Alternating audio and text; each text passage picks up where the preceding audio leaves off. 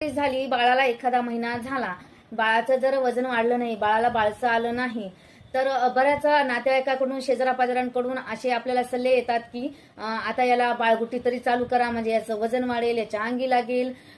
पण त्यांना पण बाळाची घरच्यांना पण बाळाची काळजी असते, त्यामुळे ते काळजीपोटी इतरांचं ऐकून बाळगुट्टी चालू करतात. पण असं करायचं नाही आहे.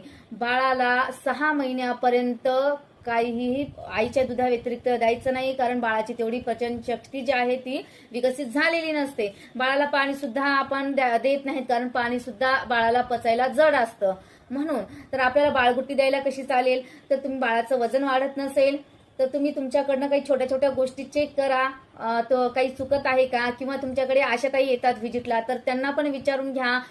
जर तुम्हाला नाही निरसन झाला असं वाटलं तर तुम्ही तुमच्या जवळच्या डॉक्टरांना सुद्धा दाखवून सल्ला घेऊ शकता.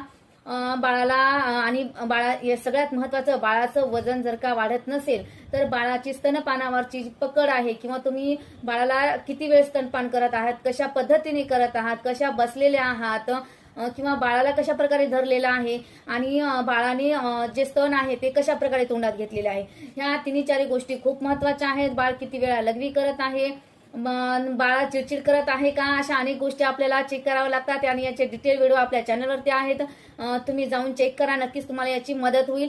पण लक्षात ठेवा, बाळाला 6 महिने पूर्ण होईपर्यंत वरचं काहीही द्यायचं नाही. तुम्ही जर बाळगुट्टी देण्याचा प्रयत्न केला तर बाळाची अजून तब्येत बिघडू शकते, बाळाला पोटाचा त्रास चालू होऊ शकतो. त्यामुळे बाळाला 6 महिने होईपर्यंत अजिबात वरचं काहीही देऊ नका. अशा छोट्या आणि नवनवीन माहिती मिळण्यासाठी आपल्या चॅनलला सबस्क्राईब करा. भेटूयात पुढच्या व्हिडिओमध्ये. तोपर्यंत श्री स्वामी समर्थ.